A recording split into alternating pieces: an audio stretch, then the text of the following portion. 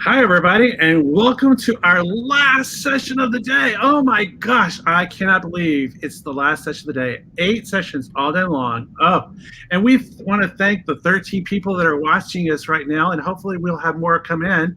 But we want to talk to you about giving students voice and choice in the secondary classroom, and we're going to kind of elaborate about that. So I am so glad that you're here. My name is John Long, and I am a specialist with the Department of Educational Technology.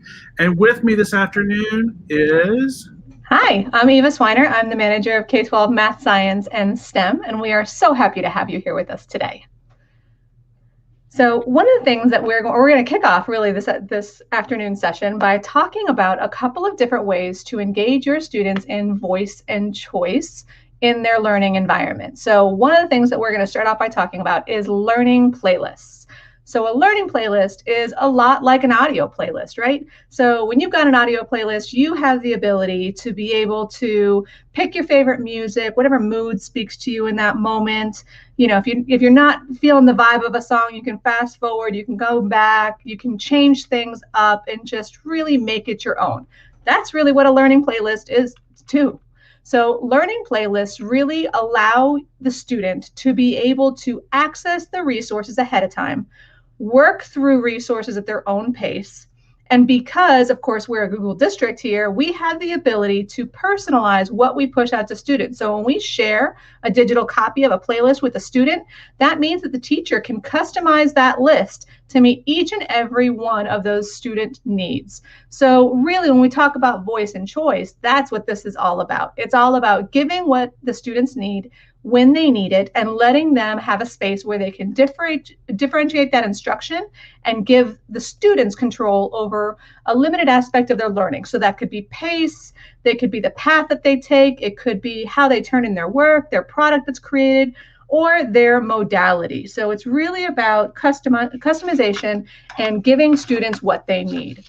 So to kind of help you see what this might look like, I've created a couple of templates for you that I'm going to share. So the first template that I'm showing you is kind of like a really quick, maybe like a day or like a week perhaps, that really just snapshots the learning opportunities. So this particular one is all about weather. So, you know, it has the I can statement for the student, what they're expected to know. It has the video resources that they're going to use to maybe, you know, teach them what they need to know ahead of time. It gives them access to all the materials and resources they need, whether that's photographs, whether that's texts, whether that's tools that they might need or stopwatches, and then gives them like an agendaed path of what they're doing that day. It also gives you the ability to personalize and provide supports for some of our students too. So you'll notice there's a little icon towards the bottom that has an audio control. So for our language learners that maybe need to hear the directions out loud, it gives you the opportunity to do that for them. You could, you know, record some of the directions or something that you want to make sure that they know, any key details or important aspects that are really, really essential. You can add in their exit ticket. So really it just provides at a glance everything the students could do for that particular day or that week. So for example, just to kind of pull together some of the resources that we talked about this morning, this one's going to ask the students to be able to take a Spark post and create photographic examples, maybe using text, maybe using imagery, maybe using audio recordings to explain and show examples of what matter looks like as it moves through Earth's spheres. It also provides an example for kids to use Flipgrid. So you can record an explanation of how the water cycle affects weather. Students could be able to chat with one another and share ideas or share resources they may have come across. And it also highlights the use of Jamboard. So in Jamboard, they have the ability to create a compare and contrast chart and show the differences between weather and climate. So all of these tools are smashing together a bunch of different ways for students to interact with and choose how they're going to demonstrate their learning environment. The other template I'm going to share with you is a little bit bigger. Maybe it's for a unit. So for example, I know earlier today, you guys talked all about dealing with disasters in cycle 3 when we were talking with our ELA friends. So this particular one in dealing with disasters, there is a ton of resources in that cycle unit to be able to engage in reading short stories and passages and poems. You could use Spark Post to be able to study some pictures. You could have all the content loaded in one Spark page where they can just scroll through all the available tasks and be able to look at what's there for them to engage with and how they're going to demonstrate their understanding. So the culminating activity in this particular cycle is creating a PSA that tells others how to address and prepare for a natural disaster. So if you think about putting that PSA together, what are they going to need? All of that content can be loaded in a Spark page that gives the resources, the tools, the tips and tricks that students are going to need to be successful in a one-stop shop for students. Then they can either use Flipgrid, they can use Spark Video to be able to share that PSA, communicate that message, and talk about their understanding in all of that content. So these 2 templates are going to be available for you, completely editable, so that you can turn around and use them in your classrooms as early as tomorrow if you want. So next up, I'm going to turn it over to John, and he is going to talk all about app smashing with some of the tips, tools, and resources from all day today. Thanks, Eva. We really want to show you some of the really cool things that you can do. And one thing you've seen all throughout today, and especially this afternoon for secondary, is how Adobe Spark can do things that can be put into Flipgrid and things that you can put into your Jamboard that all kind of mash up. And so I want to talk to you about app smashing. So I've kind of created a few examples. I just want to show you a little bit about it. We're going to start with Adobe Spark, because Adobe Spark, with post, pages, and video, you can actually do some really cool things by just real easily done. So like I've got a few examples here. And so I'm just going to show you a little bit. I've created a little title post right here. This is what this looks like. It looks, by double click to open it, it just shows you this was a really quick post. I just did a color background with a few different text things on it. It just is really easy to do, and you can see that. There's all these little templates on both sides that you can do, but I don't want to go through that because John Shoemaker did an excellent job of doing it, and Kaylin did a great job of showing the need and how to use that. So I don't want to go into a great detail about that, but I just wanted to share with you. So like I created a little weather versus climate thing. So here is an example of what I did with weather. And so basically I have weather here, short-term conditions of the atmosphere. And so what is the opposite of that? So I'm going to go back to my projects here. And let's see, where is that? Oh, here it is, climate. So I'm going to edit that real quick, and I'm just going to show you how to make a really easy graphic like this. John showed you about some great things about the virus and how to really kind of interact with that. So we have a climate here. So I'm going to add an image, and I'm going to be done with that. I love the ability that you can find free photos in Google and also in Adobe Spark. So if I want to look for flood, I can just do a quick search and just look for floods and stuff like that. That may be one example, because flooding is part of the climate because of global warming and different types of things. So I'm going to move this out of the way. Come on, work with me here. There we go. Move this over so I can see it a little better. I want to just kind of mash this up a little bit like that. Climate is all about what happens over time. And so like a lot of rainfall over a long period of time, like a month or so, would be how climate interacts. And so I'm going to like share this. One thing that's great about this is you can send this to Google Drive. You can send that to Google Drive, but I'm going to just quickly download this as a JPEG. And you can do so many things with that. Like I created a simple video out of these graphics. Will it rain or will it snow? It was really easy to do just by inserting the graphics from my Google Drive. Here's a little video that I created on the hurricane preparedness, because like as we saw in the Flipgrid in social studies, and Eva just brought it up a little bit, they talked about how that the students could work collaboratively to work on a PSA. And so that PSA is basically what I've done here is I've grabbed a few images, added a little text, a little voiceover. I did this like in 3 minutes after I grabbed all my resources. Oh, I have to share with you this. This is really cool. Storms come very quickly and you never know when they're going to hit. Storms. All right, that's actually some footage I took before tropical storm or Hurricane Ida hit us last year. And then this was a couple years ago when we, Dorian, I believe. These were outer bands from Dorian and stuff like that. So I added my own video from my phone, but you can add other images and stuff like that. And it's so easy just to like click the plus, come over here, click video, text, photos, and even icons. So it's just amazing. And then you can share this out or download it. And so I've actually already downloaded it to my computer, but I can also share it to my Google Drive as well. I can also publish this, so I can put the link into my Google Slideshow or my Google Classroom as a prompt. So there's so much you can do with Adobe Spark. And those are just 3 quick examples. But you can also go through and do it in Flipgrid. So if I wanted to create a new topic, and I want to talk about maybe hurricane preparation, and let the students create their own videos and post them as part of this discussion, how they prepare for the storm. How do you prepare for the storm? Question mark. All right, look at all the media that you can do. You can actually record a video right here in Flipgrid. You can do upload a video. You can do YouTube or I think that's Vimeo. There's a lot of that you can do here. You can do things like Bitmoji, but look at this SP. You can actually just post that video right here. Oh, that's the wrong one. Sorry. Let me go back and get this video link. Dun, dun, dun. It's Friday afternoon. Do you know where your kids are?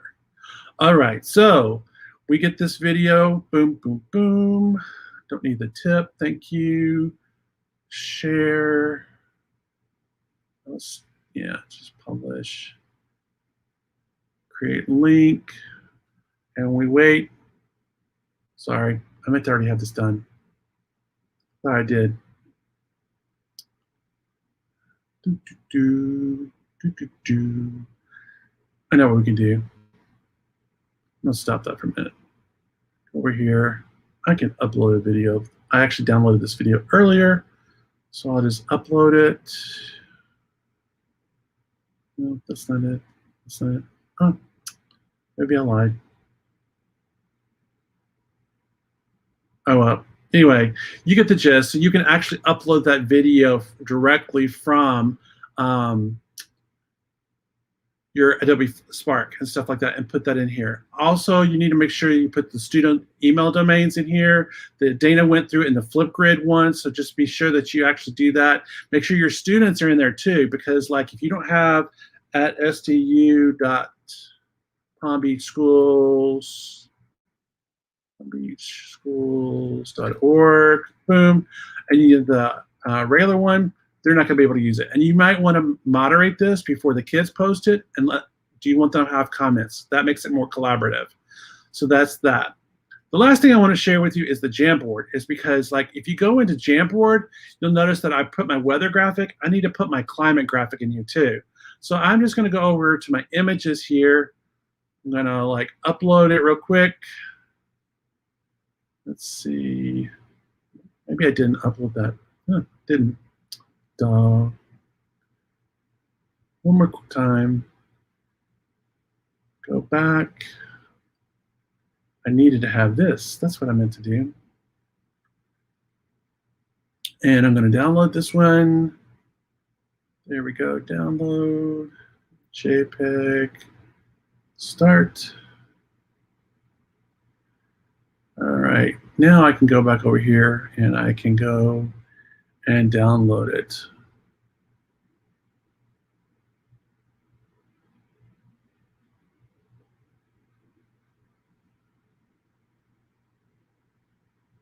And I don't see it. There we go. Yay.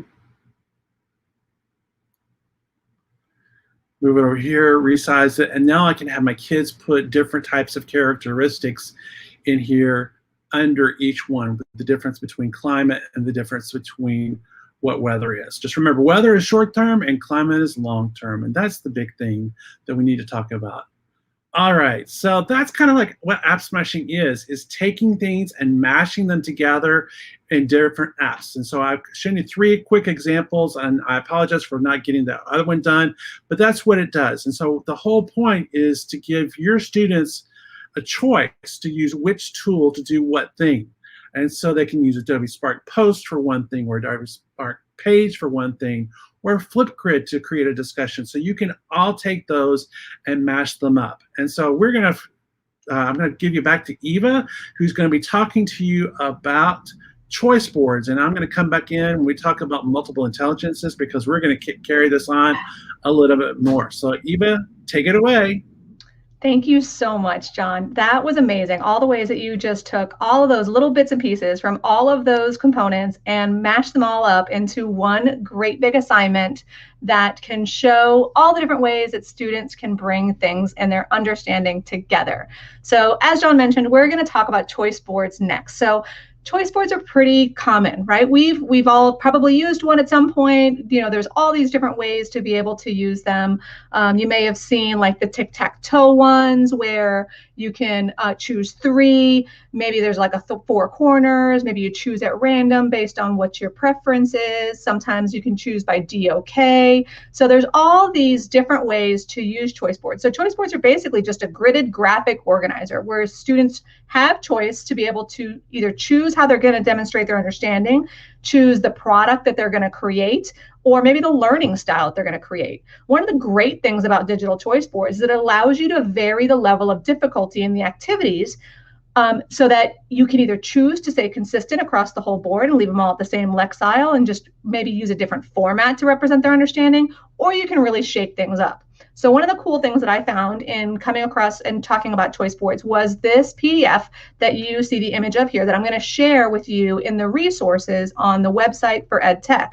So this PDF was absolutely fantastic. It tied together multiple intelligences, but gave you examples of different apps, including the ones that we've talked about all day today, and ways that you can use those apps to leverage student voice and choice. So definitely keep an eye out on the recording page with the EdTech site so that you can pull some of those resources in addition to the templates that I showed you earlier, because there are just a multitude of different ways to give students choice.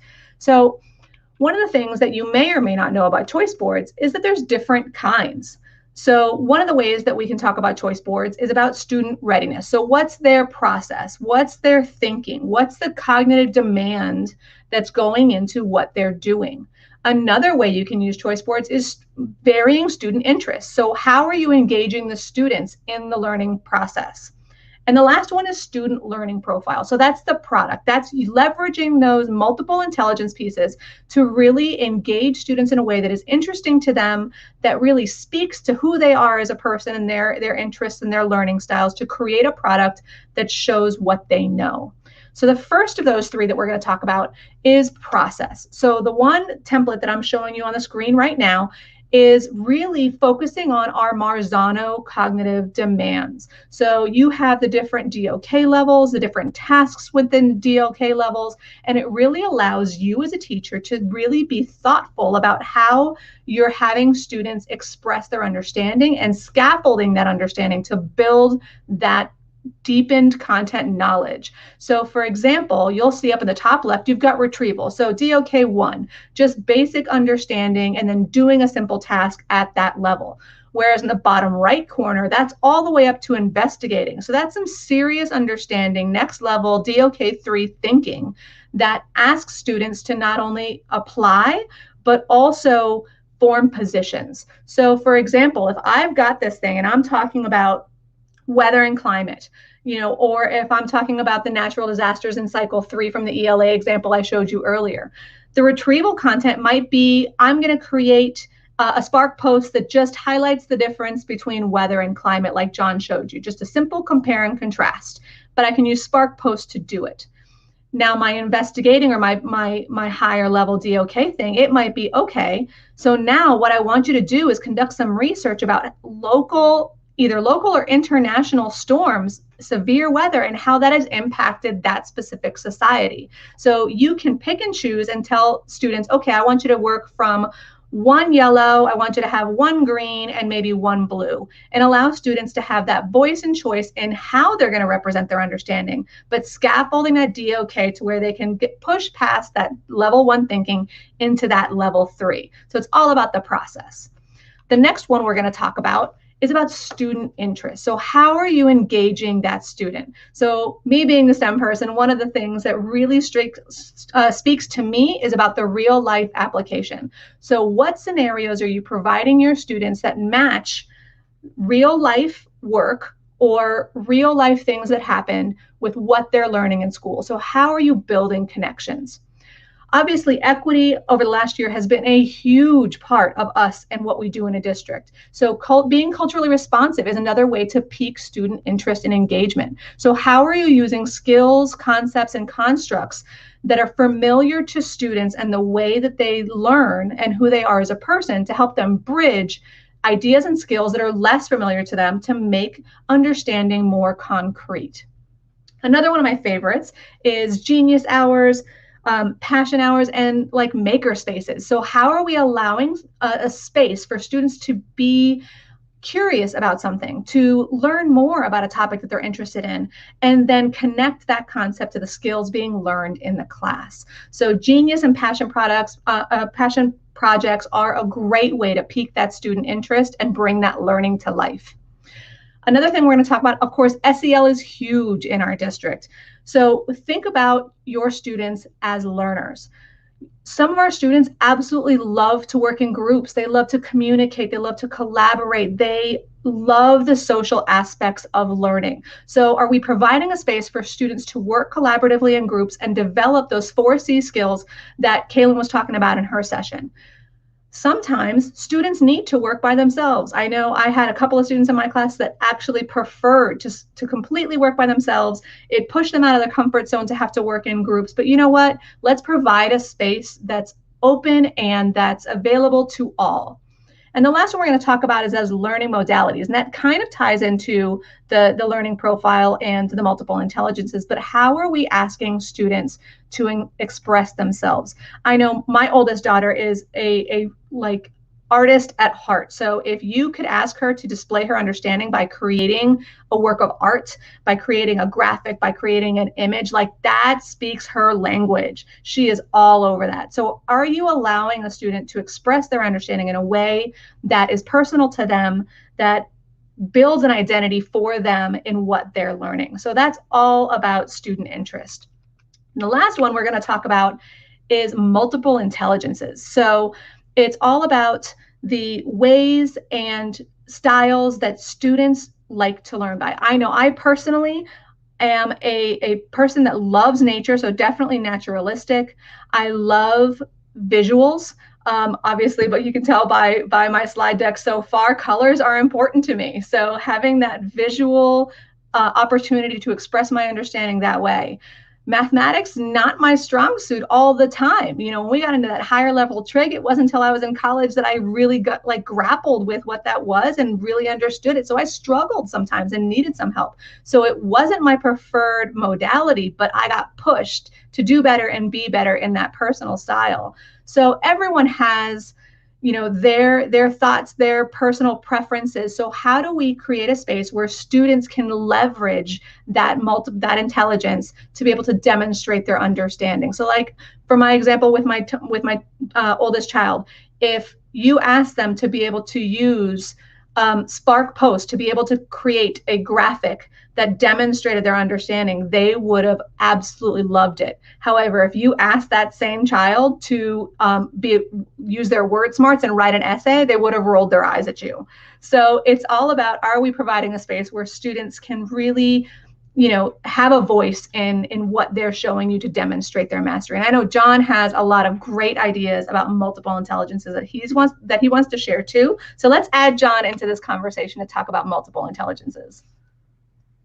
Those are great examples, and there's so many more that we could actually do, because like every person has a different focus on stuff like that. So like whether you're word smart, I love to collect words. I mean, I remember the word discombobulate that my fourth grade teacher made me learn, and I still use it today. And I tell kids that every day when I go and talk about vocabulary. And so like word smart, you could use have the kids every day create their own Adobe post to kind of create what their word of the day is that they've learned from either a science project or a math project or a social studies event or language arts. What word came out to them that day that they can actually do and how they could use it, or just a video to let them express that in Flipgrid.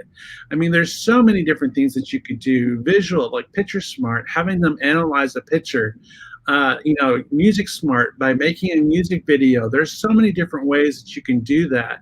And so there are tons of ways that, I'm not a big people smart person, but you can work towards that, and build those things, and kids can learn from each other. And that's the whole thing, is that, we always learn from each other. And it's been kind of hard to do a little bit in these kind of days, but we still learn that way. And so the multiple intelligence is I'm all in. So those are some good examples. So the last thing that we want to leave you on is just kind of, do you have any questions about the things that we're talking about? I know one of the things I'm going to share with you in addition to the templates is a whole graphic organizer for multiple intelligences that shows you examples of different types of assessments that you could use to be able to share with your students that addresses each of those multiple intelligence types. So really, we want to be able to provide a space where you have the ability to not only, learn about a couple of new things that maybe you hadn't learned about before, but really providing you resources that you could turn around and use tomorrow in your classroom. So if you have any questions, definitely add them to the chat. I know John and I are looking at the chat to be able to see if there's anything that you want to know more about before we leave you here today. And really just, we want to thank you for spending your time with us, especially at the end of the day on a Friday. I know our energy was waning. It was what we were talking about before we started here today. So we are just really appreciative that you're here with us and joining the last couple of hours of your workday. Yeah, it's so much. And so like that bit.ly that's been on your screen, that will be your one-stop shop for everything from today. So all the recordings will be there, all the slide decks, any resources that we've shown out, like if there are Google slide templates or Flipgrid templates or any of those will be linked onto that website. So starting next week, we'll be posting all of those presentations. The videos are already there, the descriptions, and you can start sharing them and you can start learning from them, and you can go back and view the recordings, because that way you can pause those recordings as you're going through those different things. So we really appreciate you being here today and spending your day with us. Hopefully this was something that was light and something easy to do. That was the whole stress for that. So two things. First, next Friday we've got a poetry event with Brian Turner. He is he's a veteran. He was in, I believe, one of the Gulf Wars, I think the first Gulf War, and he's a poet. And he's going to be joining us live next Friday afternoon at 1:45, and you will not want to miss it, as he's going to be reading some of his actual poetry. And this is in partnership with the Palm Beach Poetry Festival as we celebrate National Poetry Month. And that's going to be really cool next week. We're really excited about that. And the last thing I want to share with you is that we actually have a date for our next technology conference. The theme is Fast Forward, a Decade of Change in a Year. It's going to be October 15th of next fall. We're really excited about the fall, and it's going to be virtual because we know that it's going to be hard for us to have large groups, and it's going to be an amazing event. We're going to have live sessions going all the time. We're going to have a vendor hall. We're going to have a virtual makerspace. We're going to have esports. There is so much we're going to have next year for this virtual event. You do not want to miss that. So please put it on your calendar, and we cannot wait to start seeing you and helping you with new ideas and just getting your kids more engaged and getting you up to speed with different technologies and stuff like that. So you don't want to miss that. So we're going to bring up Eva one more time. Eva, do you want to have anything you want to close us out with?